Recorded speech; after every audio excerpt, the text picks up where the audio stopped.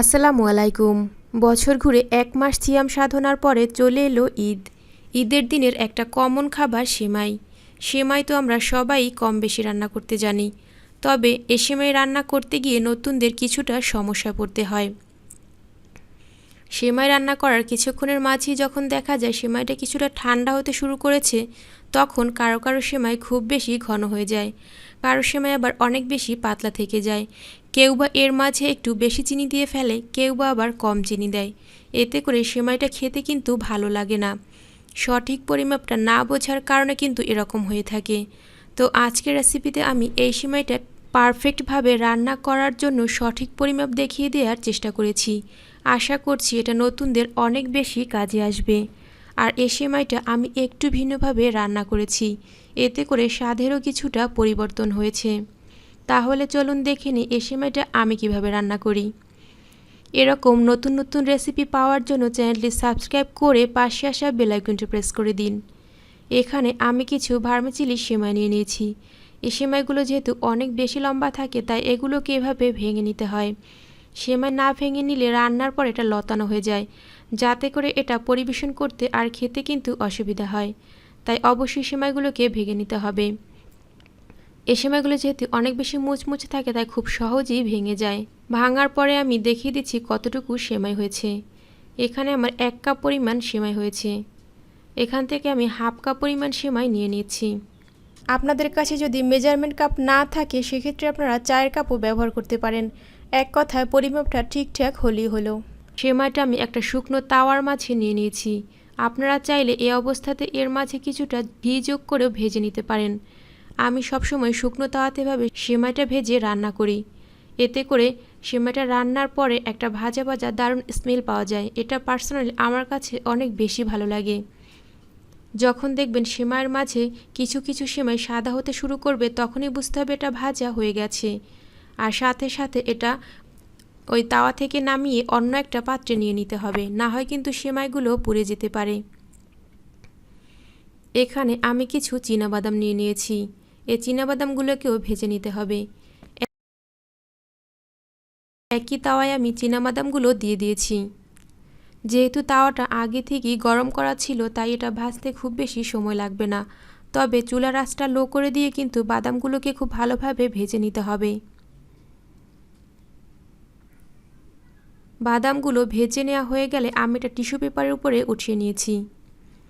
বাদাম যখন কিছুটা ঠান্ডা হতে শুরু করবে, তখন টিস্যু পেপারটা এভাবে ধরে একটু প্রেস করলেই দেখা যাবে যে খোসাগুলো একদমই আলাদা হয়ে যাবে। সব পরিমাণ আমি ডেসক্রিপশন বক্সে দিয়ে দিয়েছি, আপনারা চাইলে পরিমাণগুলো ওখান থেকেও দেখে নিতে পারবেন। এখানে আমি কিছু কিশমিশ আর কাজু বাদাম নিয়ে নিয়েছি। যে কোনো ড্রাই ফ্রুটসে কিন্তু ভালো থাকতে পারে, তাই খুব ভালোভাবে এগুলোকে ধুয়ে নিয়েছি। আর এক্সট্রা পানিটা ঝরিয়ে নেওয়ার জন্য এখন একটা টিস্যু পেপার উপরে ছড়িয়ে দিচ্ছি। এইদিকে চুলায় আমি একটা ছোট কড়াইয়ের মাঝে হাফ চা চামচের মতো সয়াবিন তেল নিয়ে নিচ্ছি। আপনারা চাইলে এই অবস্থাতে এর মাঝে কিছুটা ঘি যোগ করতে পারেন। এবার আমি ধুয়ে পানি ঝরিয়ে রাখা কাজু বাদাম আর কিশমিশগুলো তেলের মাঝে দিয়ে দিচ্ছি। এগুলো তেলের মাঝে দিয়ে দেওয়ার পরে অনবরত নেড়েচেড়ে ভেজে নিতে হবে। কোনো ক্রমে কিন্তু নাড়া বন্ধ করা যাবে না, তাহলে কিশমিশগুলো পুড়ে যেতে পারে। যখন কিশমিশগুলো এরকম ফুলকো হতে শুরু করবে, তখন বুঝতে হবে এটা ভাজা হয়ে গেছে। এবার আমি তেল ঝরিয়ে বাদাম আর কিশমিশগুলো একটা বাটির মাঝে তুলে নিচ্ছি। দেখুন কিশমিশগুলো কিন্তু অনেক বেশি ফুলকো হয়ে গেছে। এখানে আমি 8 কাপ গরুর দুধ জাল করে 4 কাপ পরিমাণ করে নিয়েছি। এতে করে দুধ অনেক বেশি ঘন হয়ে গেছে।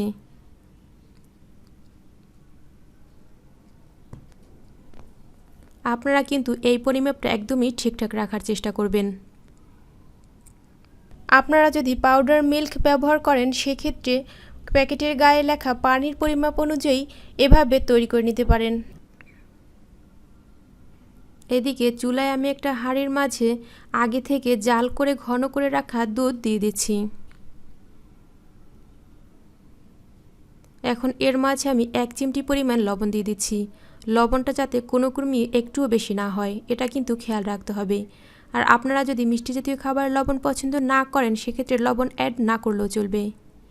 নেড়ে চেড়ে দুধ কিন্তু ভালোভাবে জাল করে নিতে হবে, তবে 2-3টা বলক তুলে নিলেই যথেষ্ট, যেহেতু এটা আগে থেকেই জাল করা ছিল। এখানে আমি 1 কাপ পরিমাণ চিনি নিয়ে নিয়েছি। দুধ জাল করার সময় এর মাঝে যদি এরকম চামচ বা কাঠি রেখে দেওয়া হয় তাহলে খুব সহজে এটা উপচে পড়ার ভয় থাকবে না। আমাদের যেহেতু আরও অনেক কাজ থাকে তাই কিন্তু আমরা এই টিপসটা ফলো করতে পারি।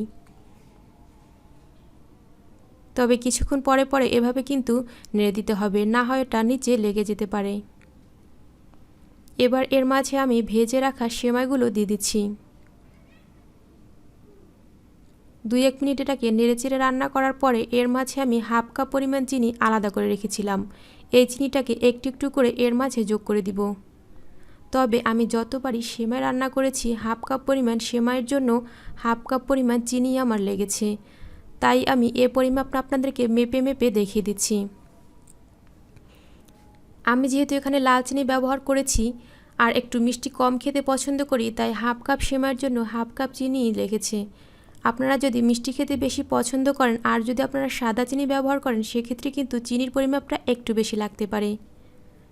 বেশি সময় কিন্তু এই সেমাইটা হতে লাগবে না, কারণ সেমাইটা আগে থেকেই ভাজা ছিল, সেই সাথে দুধটাও কিন্তু ঘন করা ছিল। 4-5 মিনিটের মাঝেই কিন্তু সেমাইটা রান্না করা হয়ে যাবে। যখন দেখবেন সেমাই আর দুধ এরকম সমান সমান হতে শুরু করেছে তখন চুলার আঁচটা বন্ধ করে দিতে হবে। এবার এর মাঝে আমি কিশমিশগুলো দিয়ে দিলাম। এতে করে কিশমিশগুলো অনেক বেশি ফুলকো হয়ে যাবে আর খেতেও কিন্তু ভালো লাগবে। সেমাই রান্নার পরে এরকম একটু নেড়েচেড়ে দিতে হবে যাতে করে উপরে সর না উঠে আসে। এই সেমাইয়ে সর উঠে এলে কিন্তু খেতে ভালো লাগে না। সেমাইটা কিছুক্ষণ রাখার পরে যখন কিছুটা ঠান্ডা হয়ে যাবে তখন এটা আমি সার্ভ করে দেখিয়ে দিচ্ছি এটা কতটা পারফেক্ট হয়েছে। এবার একটু খেয়াল করে দেখুন সেমাইটা কিন্তু একটু বেশি জমে যায়নি অথবা খুব বেশি পাতলাও থেকে যায়নি। এর মাঝে আমি ভেজে রাখা বাদামগুলো দিয়ে দিচ্ছি, সেই সাথে কিছু ড্রাই ফ্রুটস অথবা চেরি কেটে এভাবে একটু সাজিয়ে নিতে পারেন। সাদার মাঝে লাল চেরি কেটে সাজিয়ে নিলে দেখতে কিন্তু অনেক বেশি ভালো লাগবে। আমার রেসিপিটা যদি ভালো লাগে এবার একবার ঈদে ট্রাই করবেন, সেই সাথে আপনাদের প্রিয় মানুষগুলোর সাথে রেসিপিটা শেয়ার করতে পারেন। আপনার মূল্যবান মতামত কমেন্ট সেকশনে জানাতে পারেন। অবশ্যই কিন্তু একটা লাইক দিয়ে উৎসাহিত করবেন। আমার চ্যানেলটি সাবস্ক্রাইব করতে ভুলবেন না। আর পাশে আসা বেল আইকনটি প্রেস করে রাখবেন যাতে করে নতুন কোনো ভিডিও আপলোড করলেই সেটা সবার প্রথমে চলে যায় আপনার মোবাইলে। আমার চ্যানেলে আরও কিছু মজার মজার রেসিপি দেয়া আছে, আপনারা চাইলে রেসিপিগুলো দেখে নিতে পারেন।